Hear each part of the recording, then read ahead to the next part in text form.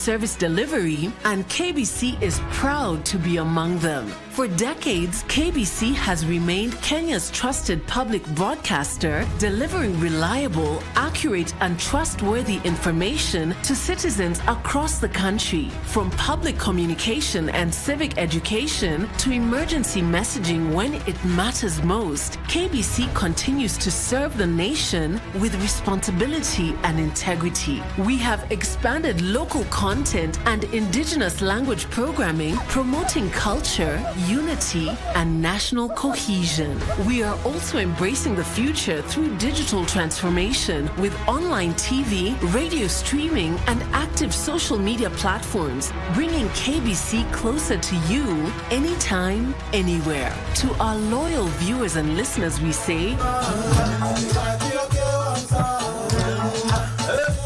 KBC, informing the nation, connecting Kenya.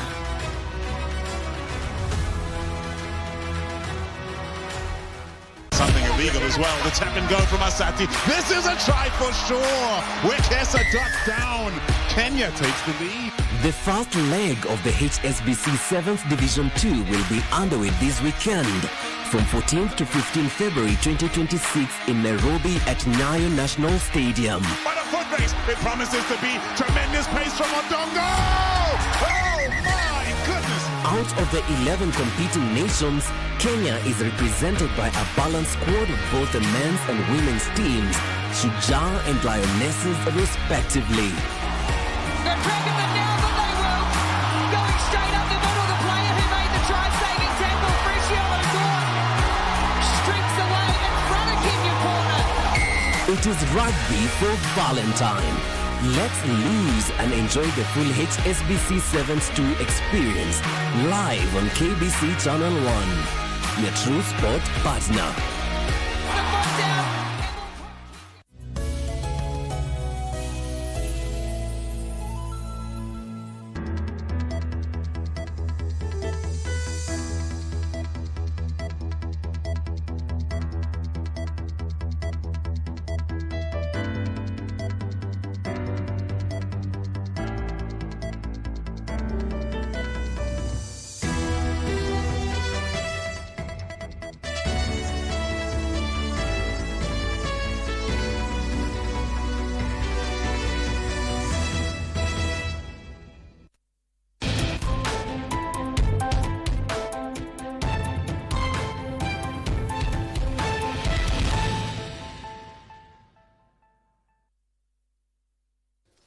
Hello, and a very warm welcome to you from wherever you're watching us from. This is Lunchtime News on KBC Channel 1, coming to live from the middle of Kenya's capital, Nairobi. My name is Giverson Maina, and our sign language interpreter is Caroline Joroge.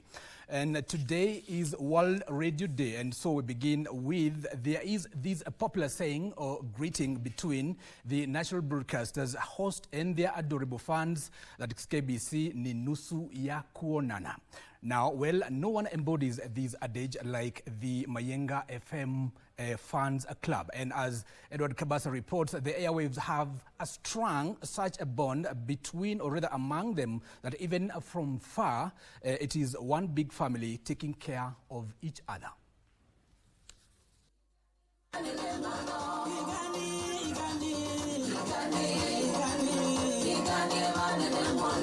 They have taken radio listenership to a whole new level.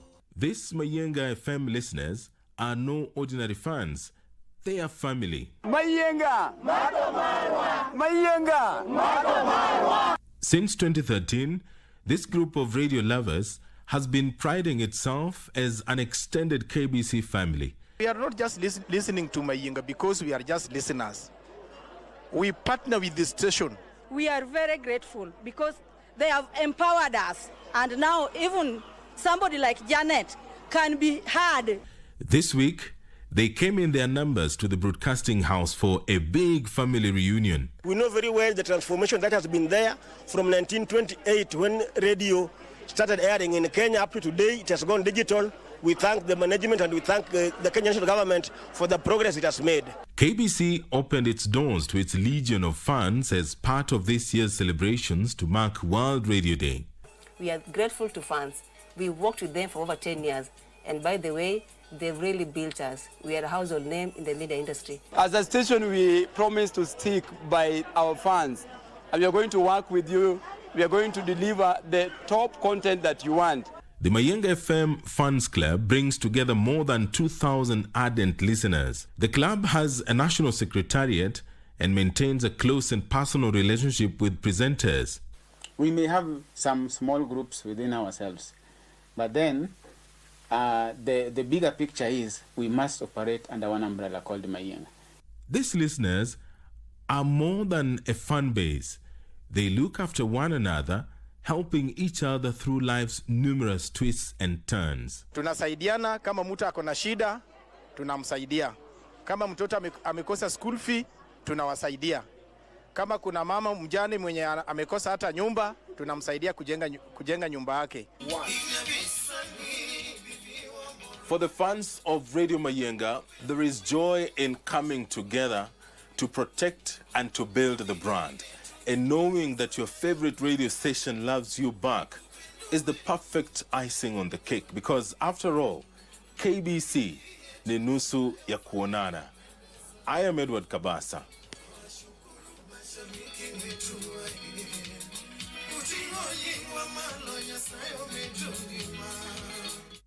There is a story from Edward Kabasa. And now it's just not Mayenga FM that is here at KBC. There is also KBC Radio Taifa. There is KBC English Service, Pony FM, Shore FM, Minto FM, Mayenga FM, of course, Moato, Kitwik, Mwago FM, Eastern, Ingo FM, 15, Ngemi FM, Nosin FM.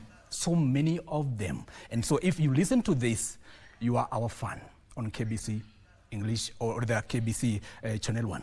And away from that, the Communication Workers Union has urged workers to embrace the new deductions set to be implemented under the National Social Security Fund and Pension Scheme at the end of this month. Now, speaking in Nairobi, COWO Secretary General Benson Okwaro described the enhanced savings plan as beneficial to Kenyan workers in the long term, saying it will strengthen their retirement security.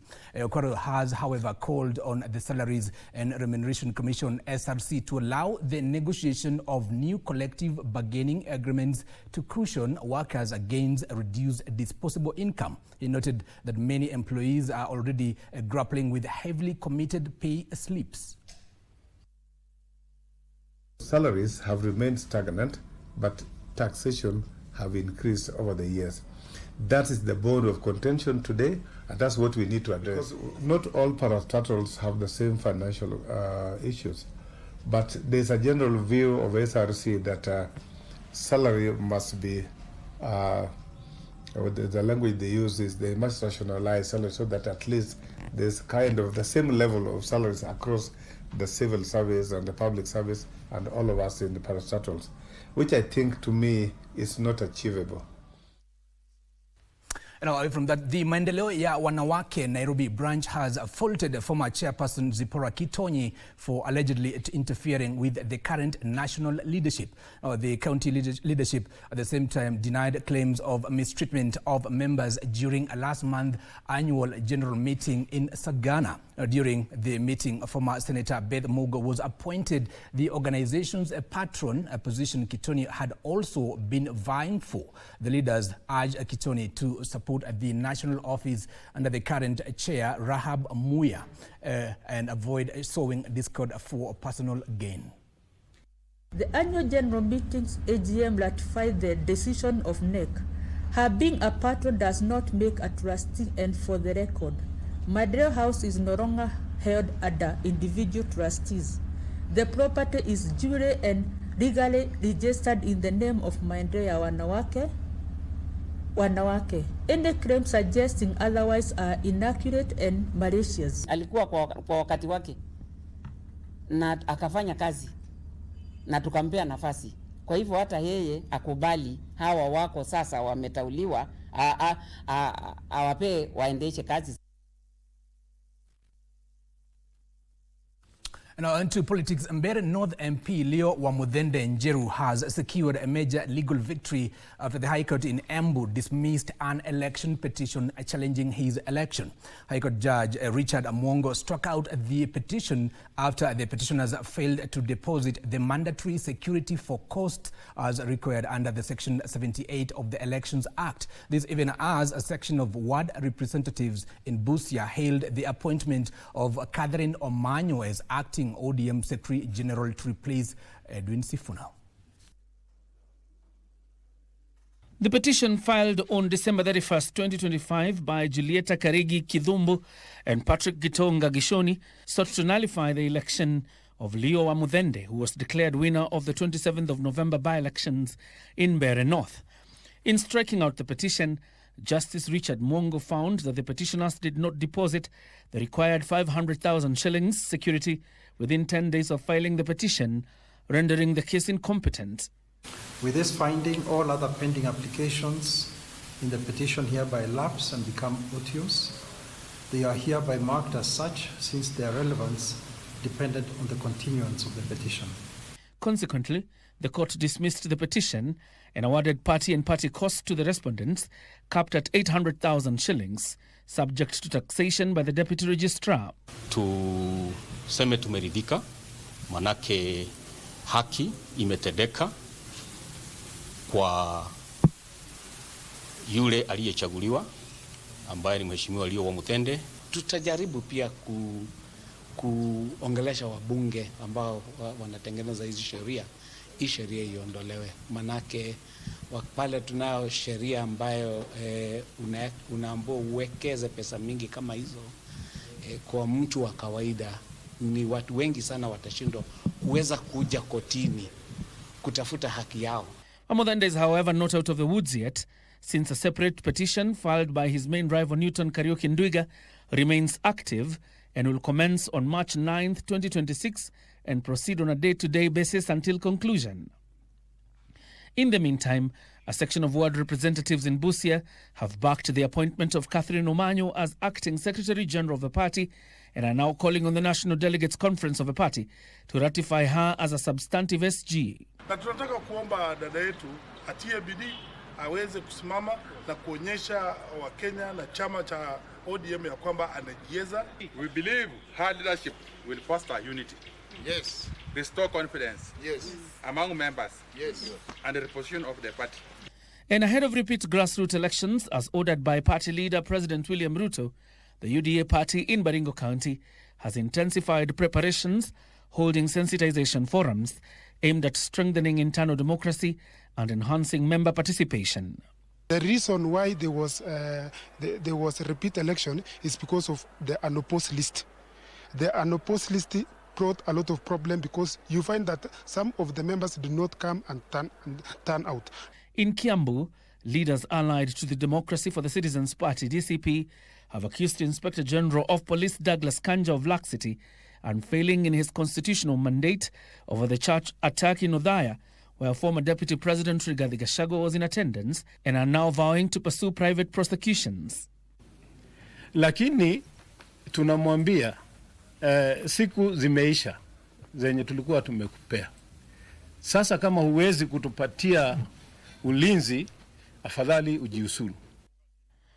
John Jacob Curia, Lunchtime News. And now that story takes us to a very short commercial break. Don't go too far, still so much more coming your way.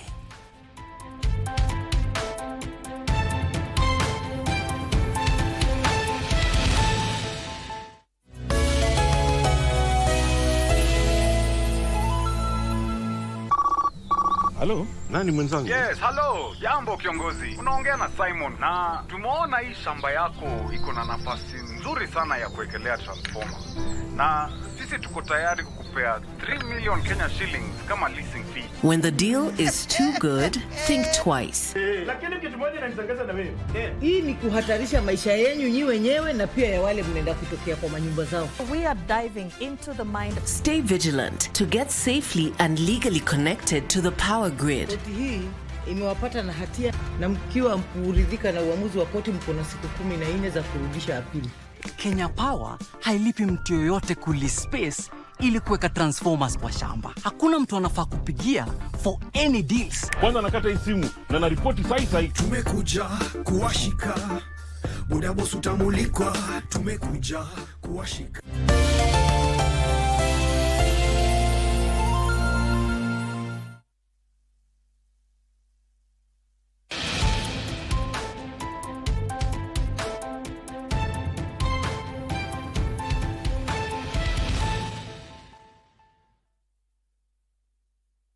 And welcome back. You're watching Lunchtime News on KBC Channel 1. Now, more than 100 teachers in Busia County have been trained to integrate artificial intelligence in their lessons to enhance lesson preparation and meet student needs under the competency-based curriculum. The AI systems helps teachers create lesson plans, quizzes, and reduce administrative workload, allowing more time for student interaction. While some teachers fear AI may replace their roles, many see it as a tool for greater efficiency. However, challenges such as power shortages and lack of digital literacy remain in rural schools. The program is a game changer in our classrooms.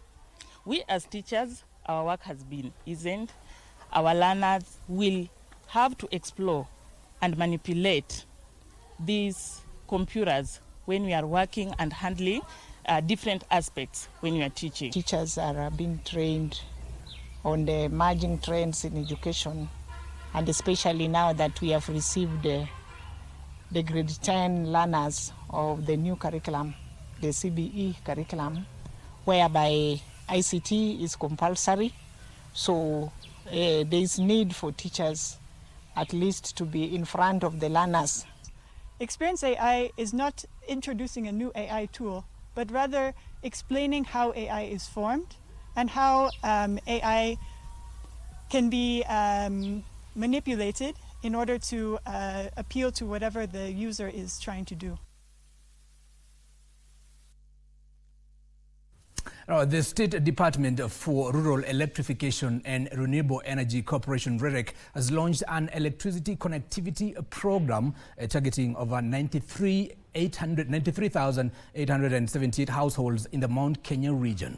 Speaking during the flagging off of trucks loaded with electricity poles in Githunguri constituency, Principal Secretary for Energy Alex Washira said the initiative will connect homes and streetlights to the national grid, enhancing rural electrification. Kiambu County tuko na 432 million shillings ya kuwawekea stima. Hii Kiambu County. Na vile vile tumesema hapa na Mheshimiwa Mushomba, kwa sababu kuna vijiji ambazo haziko kwa hiyo program, tutamap na tutatafuta pesa nyingine, tutarudi kwa rais ili tuwekee wananchi wote wa hapa Githunguri stima. Tulichagua hii serikali ili itusaidie, na si kubembeleza, ni kufanyiwa kazi PS. Hii stima mulisema ati kwa sababu Gathoni ameenda kwa opposition na mutaweka. Sasa nimesema kama Gathoni ndiye atafanya huyu mama asikie uchungu, kama Gathoni ndiye atafanya huyu mjeshi asipatiwe nyota yake, pesa yake ya nyota, kama Gathoni ndiye atafanya wakulima wasipatiwe haki yao, wacha Gathoni aongee vizuri, atembee vizuri.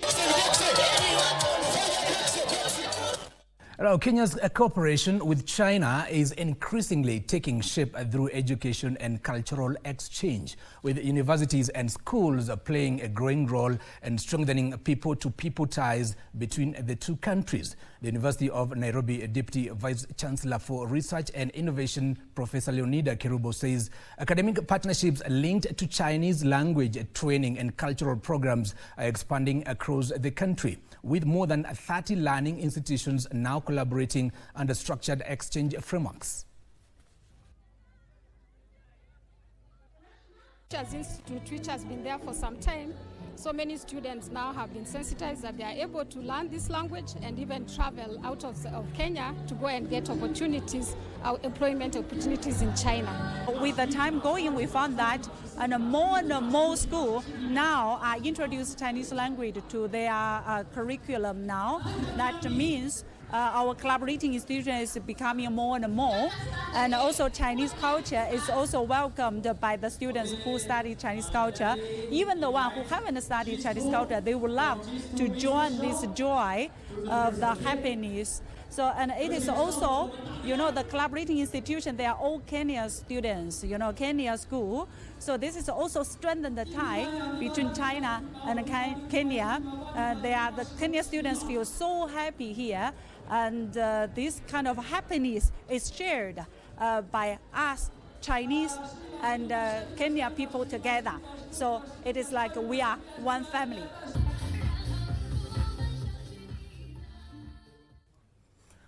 Now, still matters international ties. Kenya and France are focusing on climate action, trade, security, and even sustainable development in renewed efforts to deepen bilateral ties.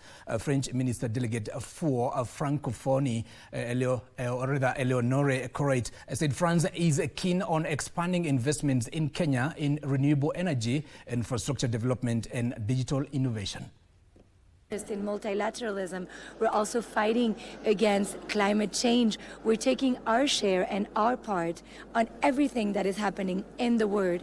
And France is actually committed, is investing in Africa, is committed to making sure that African voices are heard in multilateral institutions. This would be an opportunity for heads of states, but also top-level business persons from across the length and breadth of the continent, as well as youth leaders, art and entertainment leaders, and a vast array of young people to gather and begin to imagine a new future in terms of this partnership. Now, Kenya is deepening partnerships with international players to strengthen manufacturing and boost industrial competitiveness. Government officials say deeper collaboration with global investors and technology partners is key in attracting capital, expanding production capacity, and advancing energy-efficient, technology-driven manufacturing. This was the key message during a global dialogue meeting that brought investors from Hungary and Kenya. A Daily Group chairperson Chris Dyers has urged Hungarian investors to tap various business opportunities in Kenya, especially in the fields of renewable energy and technology.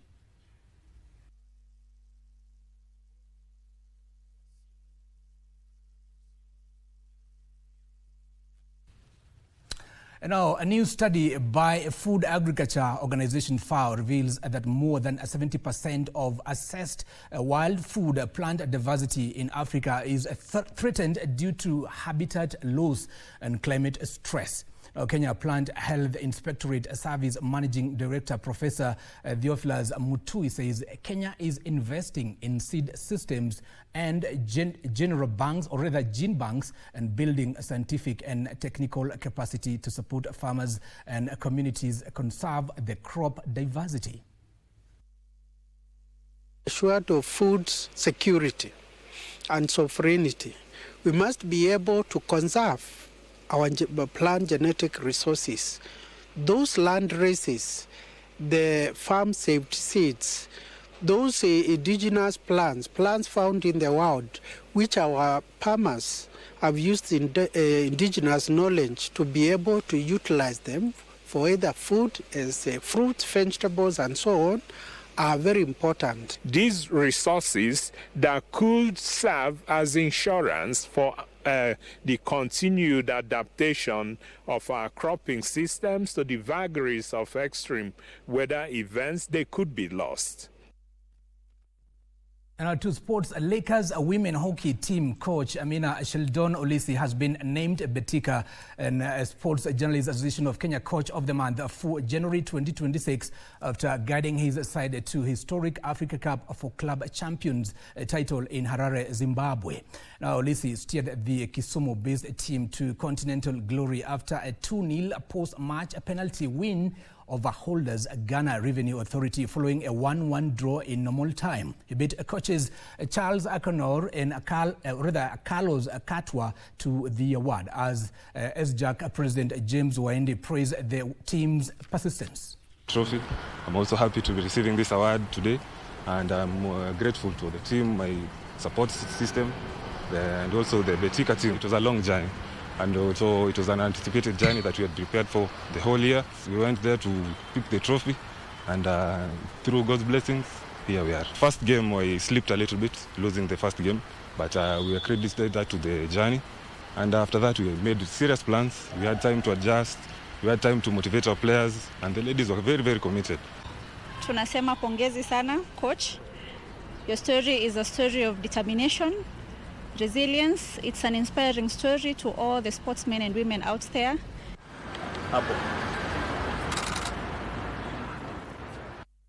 Now, Premier League leaders Arsenal were held to a 1-1 draw by Brentford at Tech Community Stadium in a match that saw them drop crucial points in the title race. Noni Madueke's goal in the second half was not enough to seal the 3 points for the Gunners as Lewis Potter equalized for Brentford in the 71st minute to earn the Bees a point. Arsenal's draw boosted Man City's hope of winning the title as they are now 4 points behind their London rivals. Brentford's point moved from 7th position with 40 points. Meanwhile, Spanish giants Barcelona suffered a heavy 4-0 defeat in the Copa del Rey semi-finals first leg to their rivals Atletico Madrid, with Demola Lookman, Antonio Griezmann and Julian Alvarez all scoring in the game.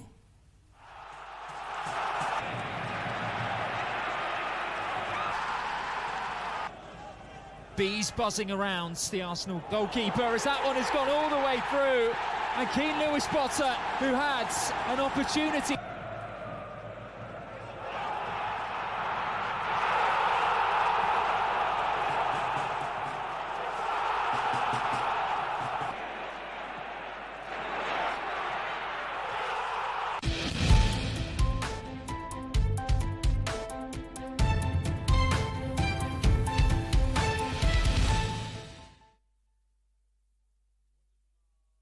And our farmers in Kilifi County have been urged to adopt sustainable farming methods as a prolonged heat and erratic rainfall continue to threaten food security. This comes in the wake of a drought affecting parts of the country, leaving families struggling for food, water and livestock. Aaron Murray with the details.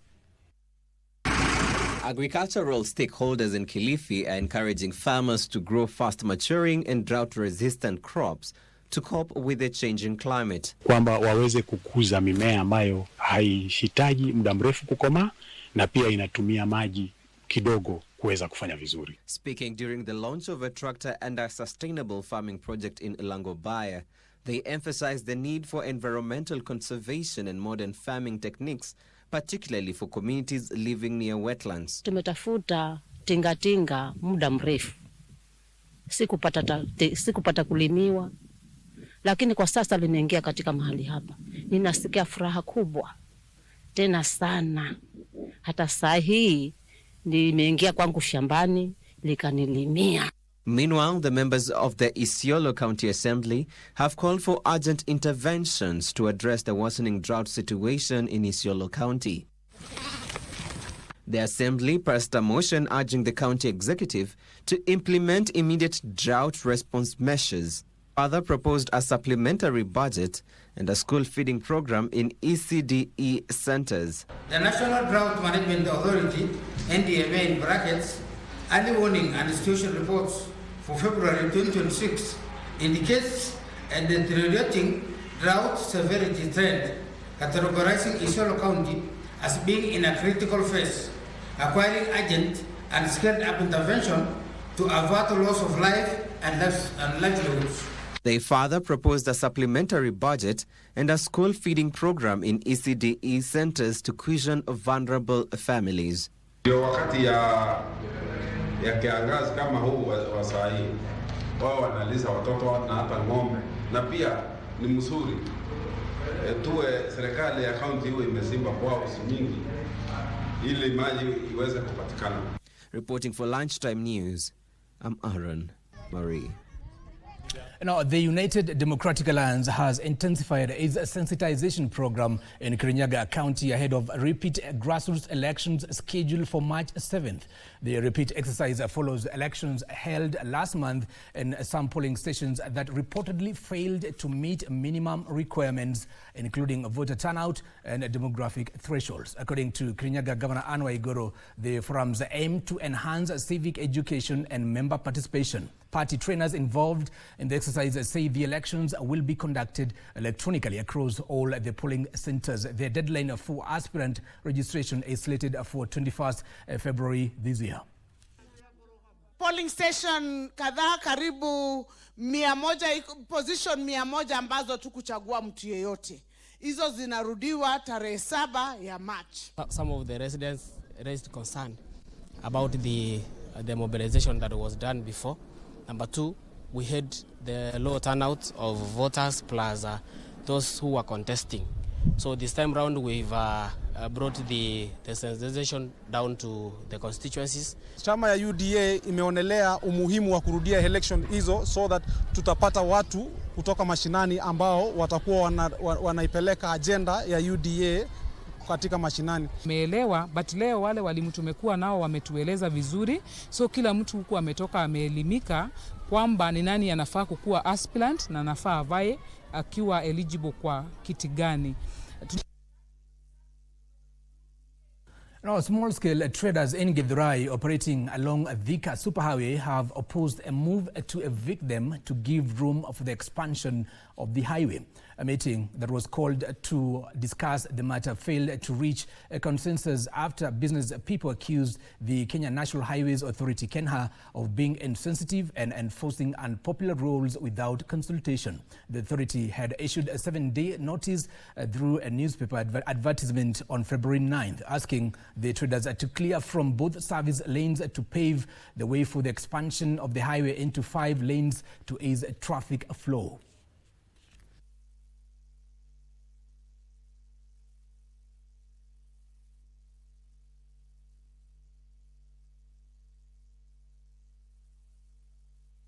Kufanya sababu kama wewe uko na kibanda, wewe unakulaga kwa hiyo kiba. Kama wewe ni makanika, wewe unakulaga hapo penye unatengenezeaga. Kama wewe unabeba mzigo, unabeba huyo mzigo wa mtu ya kibanda. Kama ni hiyo meeting banasema watuite officially, tuende tukae chini, tusikizane, na kama hatutasikizana, tumesema ni nini?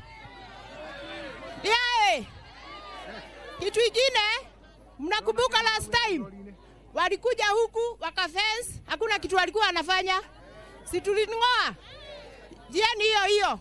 Unafai kufanya kazi kwa environment ile mzuri, ndio hata ule traders ama wale wanabiashara wale wanunuzi wanakuja kununua kwako pia wako safe na wanafeel wako safe.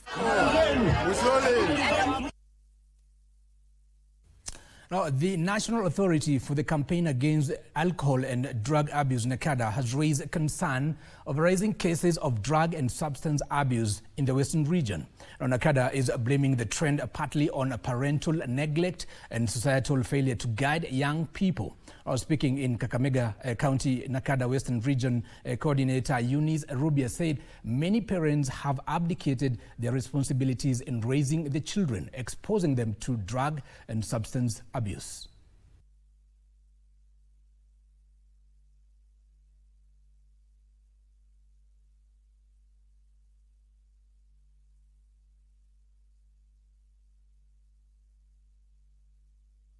Nafaa kuchangia kwa uchumi kwa njia moja ama nyingine. Wengi wako wameathirika, hawezi hata kuamuka na kujaribu hata kufanya jambo lolote, kwa maana wameathirika na hawezi changia kwa ujenzi wa kaunti yetu hii. So sio kitu ya kuchezea, because I'm sure wale wengine hatuwezi jua, lakini I'm sure wale ambao wanaishi na wale watu ambao wako na shida ya pombe wanajua uchungu. From Kakamega, we take you to Wasingishu County, where a group of activists, health workers and well-wishers from Nandi County have kicked off a 40-kilometer charity walk from Kapsabet town to Eldoret to create awareness on the importance of blood donation. The walk, dubbed Valentine's Blood Donation 40 kilometers road walk, aims to collect blood to held cancer patients and victims of road accidents in Nandi and Wasingishu counties. The group is set to conduct a blood donation drive once they arrive in Eldoret. Of supplies, not because we lack capacity, but the willingness of the population to donate blood. The county government of Nandi has in place infrastructure to store, to process blood into various components. But the limiting step is when we lack donors.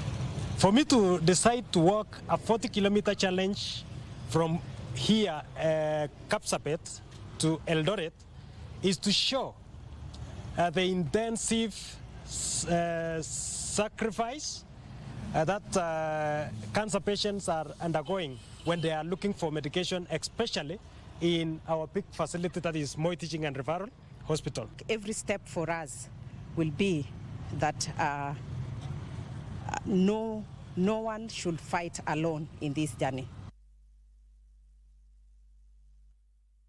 A comprehensive women's cancer project has been unveiled in Kisumu, targeting to address the burden of cancer in counties within the Lake Region Economic Bloc. The program, spearheaded by Aga Khan Hospital and development partners, aims to reduce mortality cases and the prevalence of cervical and breast cancer among women in the region. Now, according to the hospital's project manager, Kennedy Mulama, the project focuses on prevention and treatment, including community screenings for cervical and breast cancer. Through the program, more than 1 million girls aged between 10 and 14 years will receive the HPV vaccine to prevent cervical cancer.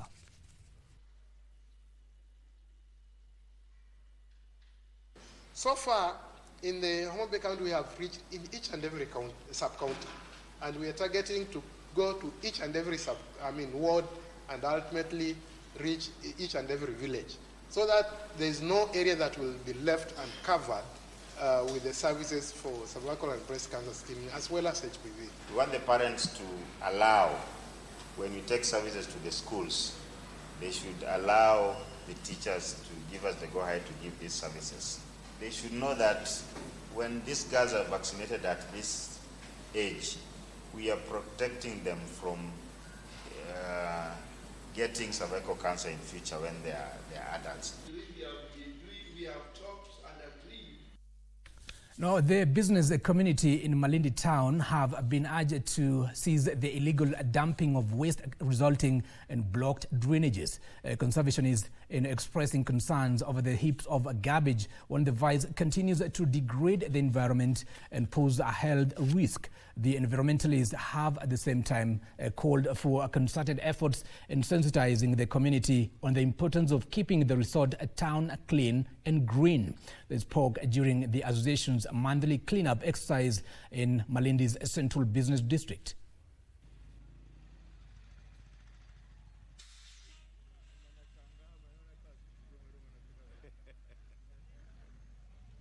People actually don't track their waste, because it's a sensitization exercise. They don't track their waste. They pay between 20 shillings, 100, to either Mkokoteni or either, the informal waste collectors. But once it leaves their premises, they don't actually follow up to know where it ends up. And most of the cases actually, basically, it's maybe behind their buildings or just in the stormwater drainage. Every piece of trash we collected today made a big difference. However, in order to make it sustainable, we have to also talk about reducing waste or reusing whatever we can reuse, recycling, upcycling, but most importantly for me, to also teach our younger generation, the children, how to dispose their waste responsibly. Sote tunajua usafi ni jukumu letu. So I'm calling everyone to take a position, to come and join us and make the town clean. Kenya to boost trade volumes by leveraging technology to transform embassies into active commercial hubs in a shift from a policy talk to deal making. I was speaking at the launch of the Biashara Link and Deal House digital trade platforms in Addis Ababa, Ethiopia. Prime Cabinet Secretary Musalia Mudavadi said the systems will provide a common platform to capture and connect trade and investment opportunities to execution. Today, what we are witnessing is a partnership between government and private sector to create an infrastructure that enables people to walk, to ride, and to drive on a trade superhighway. Biashara Link provides a common platform for capturing and organizing opportunities. It transforms informal leads into institutional assets. It ensures that trade and investment prospects are documented, monitored, and pursued systematically. Now, Katangi Special School in Machakos County has received food donations, clothing, and other essentials from students and lecturers of Southeastern Kenya University, SEKU.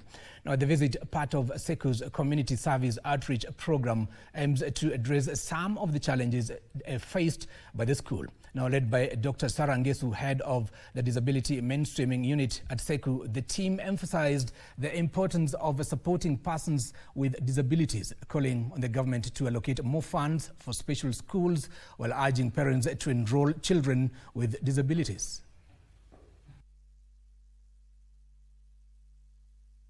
Thank our government, it's doing its best.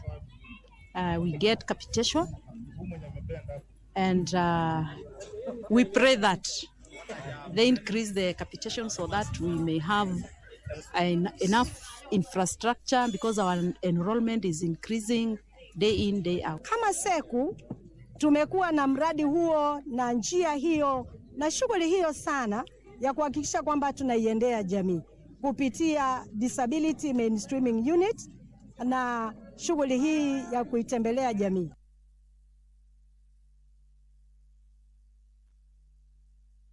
Now, as the world comes together to celebrate World Radio Day, we take a moment to honor the voices that shaped generations, informed, educated, entertained, and inspired them long before the digital age. Today we step into the living room of a man whose voice became a classroom, a concert hall, and a national archive. James Onyango Joel, a living legend of radio who, during his time at the broadcasting house, was known for his Zilizopendwa show and school's broadcasting program. Take a look. James Onyango Joel welcomes us not only into his living room, but also into his life and times on radio. Radio children, can you answer that? Good. We can, you make me go back to what I did. A journey that began way back in 1973. He's known for the once famous schools broadcast program before the digital era. We synchronized the school's broadcasting timetable with the national timetable. And therefore, when it is civic, you sit in Nairobi and you say, teacher, I hope you have drawn the map of Africa on the board. That is how I was doing it. It was imaginative. We would record them earlier, and now when I have my script, the radio teacher does this, the radio children to answer this. Now, radio children, can you answer that? Good. We can, you make me go back to what I did. Yes, do it. His love for the mic dates back to his days in high school. I was the radio man. Kuchukua radio na kusikiza hizo schools broadcast. and I would tell you that is so-and-so's voice. I had not met them. That is Hassan Mazah's voice. I don't know who Hassan Mazah was. But how did he finally succeed? I wanted to become a lawyer because I saw Charles Njonjo was smart, but Chinua Achebe, through his writing, Things Fall Apart, and this was put at the back of Things Fall Apart, that he worked in Nigerian Broadcasting Corporation. I became, that pulled me from, I was taken from the National Drama Festival when I was acting A Man for All Seasons. It is perverse to start a play made up of kings and cardinals in speaking costumes and intellectuals with embroidered mouths. Now, one African jazz. The other hallmark in his long service was the Zilizopendwa. Wakati huu ni wakati wa Zilizopendwa. Kwa hivyo nitawafurahisha kupitia wimbo wa John Zenze, wimbo ambao ulikuwa maarufu sana. Then I come in. A music program that themed Lingala oldies. Nilisimama Muriba Road, nilisikia harufu nzuri. That is John Zenze's song, harufu ya marashi. I would pick on a song like that and say, what is the artist saying? Nasema, amesimama huku karibu na Koja Mosque na harufu anasikia kutoka huku karibu OTC. Then people would wonder. That is the uniqueness of my song. An effort that endeared him to his listeners from all walks of life, including the late Raila Odinga. Because I was playing music and they were enjoying Zilizopendwa in detention. And therefore, when he came out, he asked for Onyango Joy. And also won him several accolades. KBC also gave me a medal.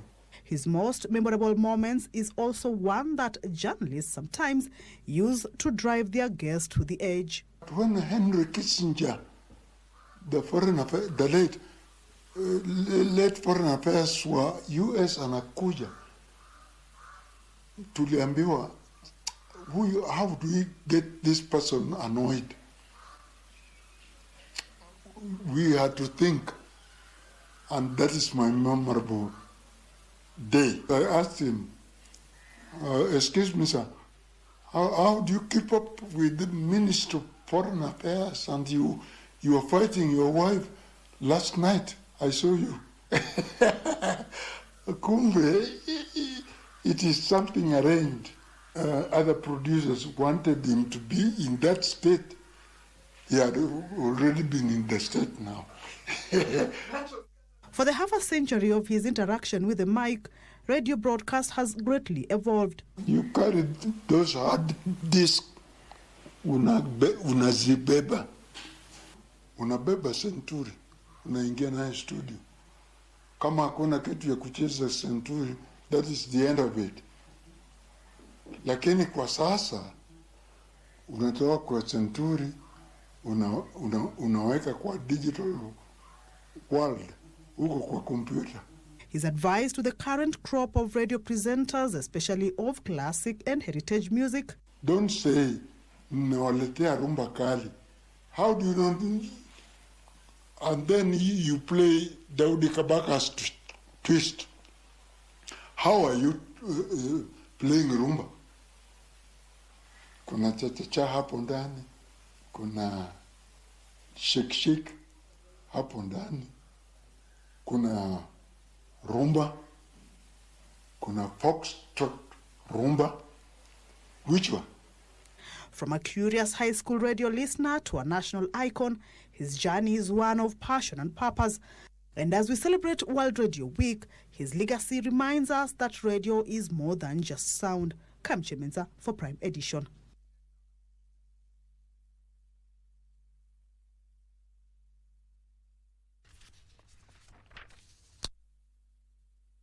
James Onyango.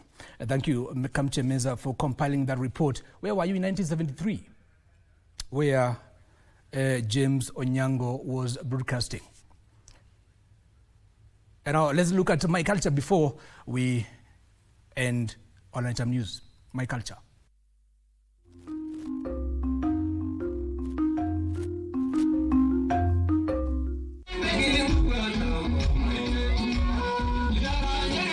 At the Blue Ostrich Grounds in Parkaren, Baringo South, vibrant colors, chants and traditional rhythms usher in a wedding ceremony that reflects the cultural identity of the Ilchamos community. For generations, Ilchamos weddings have followed deeply symbolic rituals. Traditionally, a bride leaving her parents' home was forbidden from looking back, a powerful gesture affirming her full commitment to her new family. The journey to her husband's home was made on foot, pausing 3 times to drink milk from a gourd, symbolizing purity and transition. So usiingie boma hiyo bila kulipwa. Akisimama kwa akipiga tu kwa mlango na simama mpaka apewe ng'ombe. Ndio asonge tena mguu 2 3 akakwama hapo. Mpaka hata ataenda kuketi kama amekuwa na ng'ombe hata zaidi ya 10. Kwa ile kukataa kwake kutembea au kuingia kwa hiyo nyumba. Elders presided over the ceremonies with blessings, chants and prayers for protection, fertility and prosperity. Ile ataingia kwa nyumba bado anapemberezwa na kupewa mali. Mtu natokea mtoto ya boma hiyo au mzee ya boma hiyo, ingia kwa sababu ni utapata kitu fulani. Hiyo ndio ilikuwa desturi ya hawa kupata mali. Wakati ataenda kuishi kwa hiyo boma, atakuwa tayari amekuwa tajiri tu. Moran warriors dressed in traditional regalia escorted the groom with energetic dances that represented honor and strength. But like many communities across Kenya, the Ilchamos are experiencing change. Influenced by education, Christianity, modernization, and interactions with neighboring groups, the community has adopted new practices, but without losing its cultural foundations. This wedding showcased that blend clearly. The bride and groom appeared in both traditional Ilchamos attire and modern wedding outfits, symbolizing cultural evolution while honoring heritage. Livestock remains an important part of bride wealth, though monetary payments are now commonly accepted. As a result, negotiations that were once lengthy and rigid have become more flexible and symbolic. Community leaders echoed the importance of transforming culture in ways that uphold human dignity. They underscored the need to abandon retrogressive practices, encouraging the community to embrace progressive cultural shifts. Zamani hatukuwa tunajua mambo ya shule. Msichana akienda tu kidogo shule anaambiwa toka enda chunga mbuzi ama enda chunga ng'ombe, lakini wasichana wa vijana pia ndio walikuwa wanasomeshwa kidogo kuliko wasichana. Lakini saa hizi wamejua maana ya wasichana. Wasichana pia wameanza kusoma na wamesaidia familia sana. Nzuri na kuna tamaduni mbaya. Tamaduni nzuri ni ile ya kitabia, ile ya heshima, ile ya kuomba Mungu na ile ya kuelewa kila mmoja katika sehemu ako na nafasi yake. Tamaduni mbaya ni mambo kama ile ya kupasha wasichana wetu tohara. Zingine ni kama ya kwenda kufanya mashughuli zingine ambayo ni ya kupotea, ambayo haiandamani na imani ya kisasa. Mambo kama hayo tunahimiza community yetu tuyakatae, kwamba mambo ya tohara kwa wasichana hiyo tumekataa kabisa. Modern elements now feature prominently at Ilchamos weddings: DJs, photography, refined decor, and lively receptions. Mpaka hata saizi maharusi sao ile wanafanya harusi ambayo inaonekana ni harusi ya digitali, sio kama zamani. Yet even with these additions, the heartbeat of Ilchamos culture remains steady. Traditional songs, horn blowing, rhythmic dances, and blessings that preserve language, values, and oral history. The fusion of old and new offers a glimpse into a community that is not losing its traditions, but adapting them for a new generation. Jackie Wimbiru, My Culture.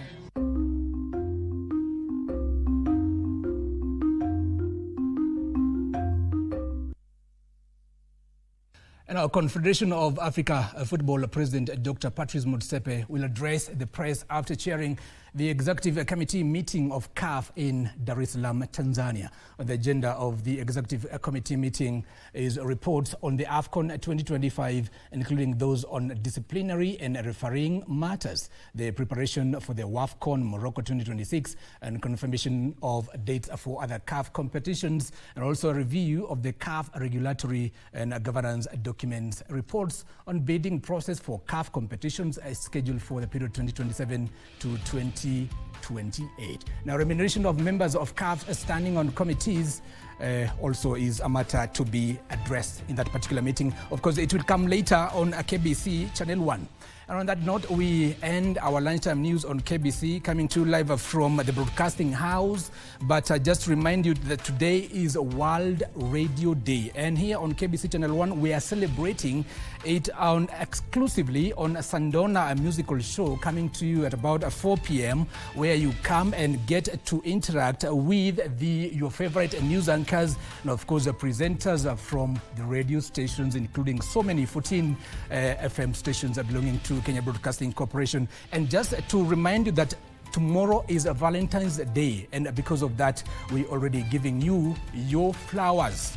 Happy Valentine's Day is coming to you in advance. My name is Givas Maina, and our sign language interpreter is Caroline Njoroge.